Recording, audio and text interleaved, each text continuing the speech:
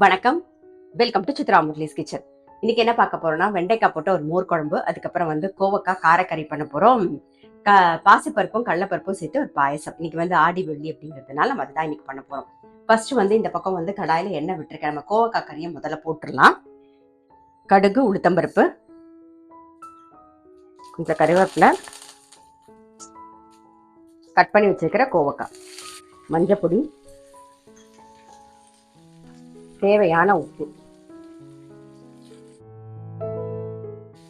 நல்லா மிக்ஸ் பண்ணிட்டு சிம்ல வச்சு மூடி வச்சிடலாம்.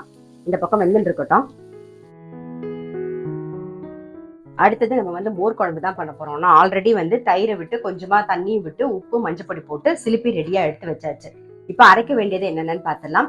அதுக்கு தனியா, தோரம்பருப்பு, ஒரே ஒரு பிஞ்சு வெந்தயம், கொஞ்சம் சீரகம், இதை நல்லா, அப்புறம் கொஞ்சோண்டு அரிசி, இதெல்லாம் சேர்த்து ஊற வச்சிருக்கேன். அது கூட இஞ்சி, பச்சை மிளகாய், தேங்காய் சேர்த்து அரைச்சிக்க போறோம். இப்ப அரைக்க வேண்டியதை அரைச்சிட்டு வந்துடலாம்.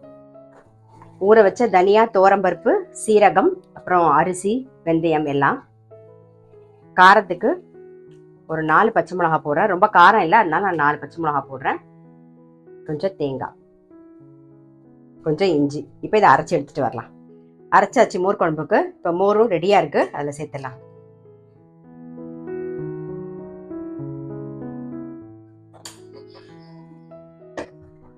கொஞ்சம் நுரைச்சி வரட்டும் மோர் குழம்பு.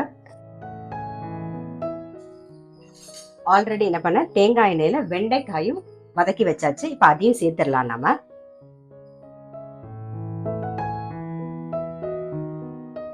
மோர் குழம்பு நுரைச்சி வந்துடுது. ஒரு ஸ்பூன் மேலாக தேங்காய் எண்ணெய் விட்டுடலாம். தேங்காய் எண்ணெயில தாளிச்சிடுவோம். எண்ணெய் காஞ்சிடுது. கடுகு, சீரகம் தாளிச்சுக்கலாம்.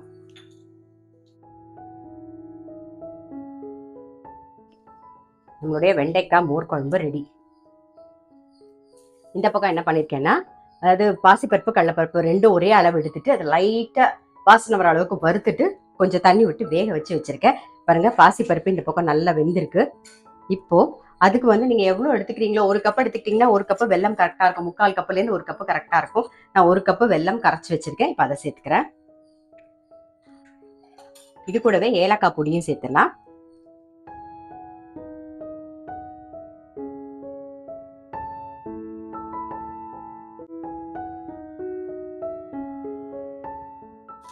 கோவக்காய் பாருங்க நல்லா வதங்கி இருக்கு.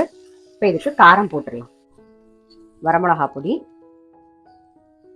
கொஞ்சம் பெருங்காயப்பொடி, நல்லா மிக்ஸ் பண்ணிட்டு அப்படியே பரத்தி விட்டுருவோம்.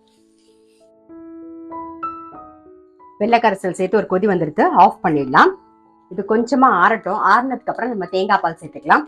அதுக்குள்ள இந்த பக்கம் கோவக்காய் கறிக்கு அரிசி மாவு தூள்ப்போம். நல்லா மிக்ஸ் பண்ணிட்டு அப்படியே பரத்தி விட்டுருங்க, ரோஸ்ட் ஆகட்டும். இந்த பக்கம் கோவக்காய் கறி ரெடி ஆயிட்டு ஆஃப் பண்ணிடுறேன்.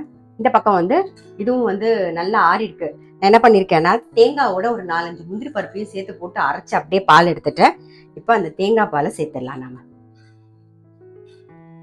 அப்படியே விட்டுட்டே கலருங்க. அவ்வளவுதான், நம்மளுடைய பாயசமும் ரெடி. இன்னைக்கு ஆடி வெள்ளி ஸ்பெஷலா நம்ம வெண்டைக்காய் போட்ட ஒரு மோர் குழம்பு, அதுக்கப்புறம் கோவக்காய் காரக்கறி பண்ணிருக்கோம். பாசிப்பருப்பும் கடலப்பருப்பும் சேர்த்து ஒரு பாயசம். அவ்வளவுதான், ரொம்ப சிம்பிள் சமையல் தான். கண்டிப்பா நீங்களும் உங்க வீட்டுல ட்ரை பண்ணி பாருங்க. நான் அடுத்த வீடியோல சந்திக்கிறேன்.